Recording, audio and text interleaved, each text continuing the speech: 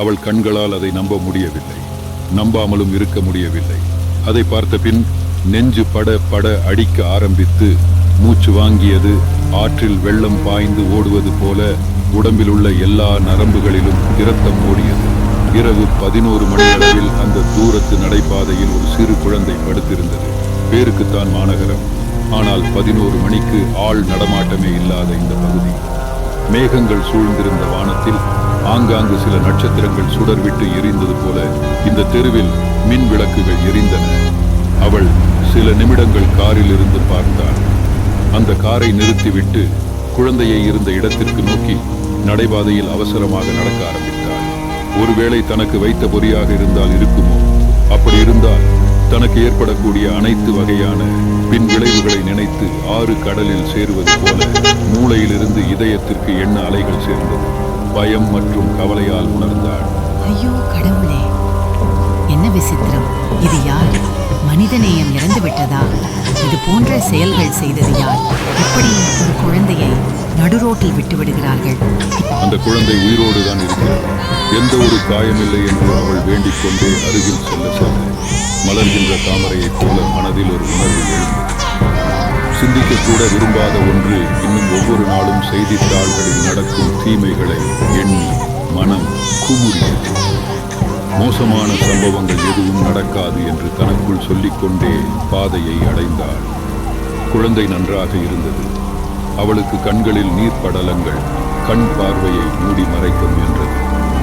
இனி எந்த அசம்பாவிதம் நடக்காது எண்ணிக்கொண்டால் அவள் பார்க்க விரும்பாத கண்களில் பார்த்தாள்.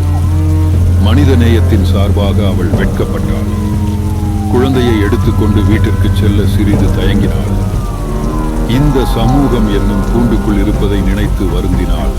தன் காதலன் ஆகாஷுக்கு போன் செய்தால் அவள் அவசரமாக அவன் எண்ணை டயல் செய்ய ஆரம்பித்தாள்.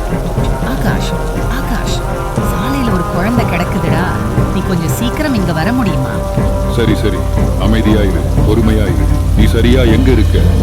இங்கே ஆகாஷ், நகர் தெருவுக்கு எதிரே. நான் ஒரு 10 நிமிடத்தில் வருவேன். நீ எதுவும் செய்ய வேண்டாம். தயவு செய்து கவனமாக இரு, தைரியமாக இரு. நான் இப்போது அங்கு வரேன். கவலைப்பட வேண்டாம். நீ அங்கேயே இரு. உடனே போலீஸுக்கு கால் பண்ணு, நடந்ததை சொல்லு. நான் போலீஸை கூப்பிடுறேன். சரி ஆகாஷ், தயவு செய்து சீக்கிரம் வந்துரு. எனக்கு பயமா இருக்கு. அவள் கொஞ்சம் நிம்மதியை உணர்ந்தாள்.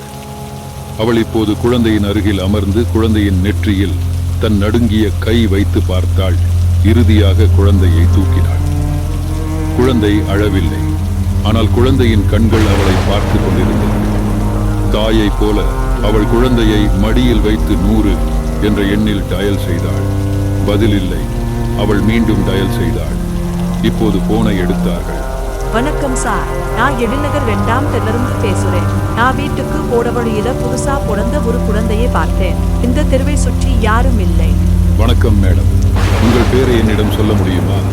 ஜாஸ்மின், எழில்நகர் அல்லது அருள்மிகு ஸ்ரீ சக்தி முனீஸ்வரர் கோயில் பக்கத்துல. தயவு செய்து யாரையாவது அனுப்ப முடியுமா? மேடம், வேறு யாராவது பக்கத்தில் இருக்கிறார்களா? இல்லை இல்லை. குழந்தைக்கு எதுவும் அடிபட்டு இருக்கா? குழந்தைக்கு அடிபடல. என்னை சுற்றி யாரும் இல்லை. மேடம், தயவு செய்து கவனமாக இருங்கள். நாங்கள் எங்கள் ஆட்களை உடனே அனுப்புகிறோம். தயவு செய்து யாராவது வர்றாங்களா பாருங்க. தயவு செய்து அழைப்பில் இருங்கள். குழந்தை இப்பொழுது தொடர்ந்து கத்திக்கொண்டு அழ ஆரம்பித்திருந்தது. அவள் குழந்தையின் மார்பில் தட்டவும் அதை அமைதிப்படுத்தவும் முயன்றாள். அது ஒரு துணியால் மூடப்பட்டிருந்ததால் அது ஒரு பெண்ணா அல்லது பையனா என்று அவளால் சொல்ல முடியும். துணியை அவிழ்க்க தைரியம் அவளுக்கு இல்லை. அவள் குழந்தையை தலையையும் மார்பையும் தன்னால் முடிந்தவரை மெதுவாக தட்டிக்கொண்டே இருந்தாள்.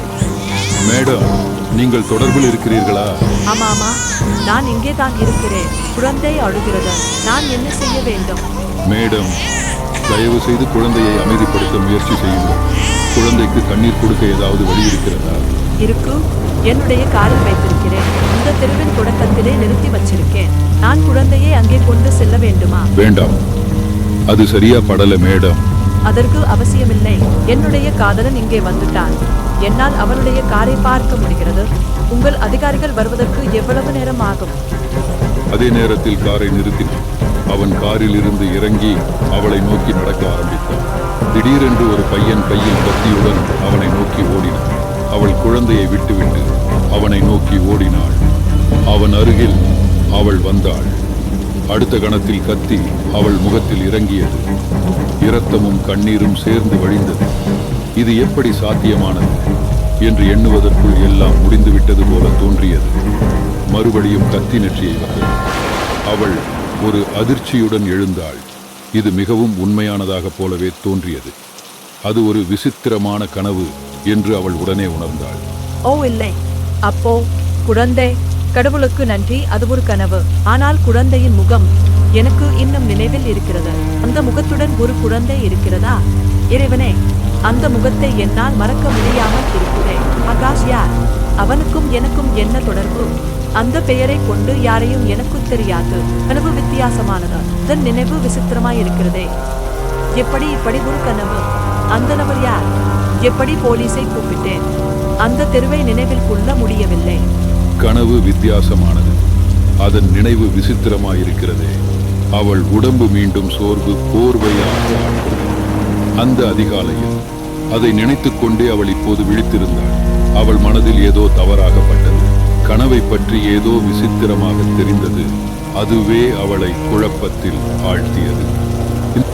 கனவு முடிந்துவிட்டதை உணர்ந்து அவள் இதயம் இப்போது சிந்தனையில் மூழ்கத் தொடங்கியது. ஆனால் உண்மையில் அவளுக்கு ஏதோ ஒன்று நடக்கப் போகுது என்று ஆழ்மனதில் சூரியன் உதித்தான். ஜாஸ்மின் கண்களை கசக்கிக் கொண்டு படுக்கையில் இருந்து எழுந்து செய்தித்தாளை எடுக்க வாசலுக்கு நடந்தாள். ஏற்கனவே மந்தமான கண்களில் அவள் தலைப்பை பார்த்தபோது ஜாஸ்மினுக்கு துக்கமாய் பொங்கும் உணர்வின் சுமை ஒன்று மனதை அழுத்தியது. கண்கள் கலங்கி ஈரம் கசிந்து கண்ணீர் மழையாக கொட்டத் தொடங்கியது. ஆம், நாளிதழின் முதற் பக்கத்தில்